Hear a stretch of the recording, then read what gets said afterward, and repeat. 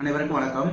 TTF இப்போ ரீசெண்டாக அந்த காமத்திபுரா அப்படின்ற வீடியோ ரிலீஸ் பண்ணிருக்காரு. அந்த வீடியோ ஸ்டார்டிங்லேயே 18 வயசு கீழே உள்ளவங்க பெண்கள்லாம் பார்க்காதீங்க தான் சொல்லி ரிலீஸ் பண்ணிருக்காரு. பட் இதுக்கு முன்னாடி அவர் பண்ண அந்த ஸ்டண்ட் வீடியோ, பைக்ல ஸ்பீடா போற வீடியோமே இதெல்லாம் பண்ணக்கூடாதுன்னு சொல்லியிருப்பாரு.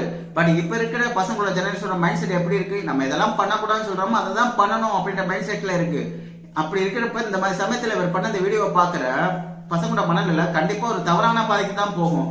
அது மட்டும் இல்லாம அந்த வீடியோல அவர் பேசிட்டு பார்க்கும்போது அந்த இடத்துக்கு எப்படிடா போறது அப்படின்றதுக்கு இவரே ஒரு வழிகாட்டியா இருக்கிற மாதிரி இருக்கு.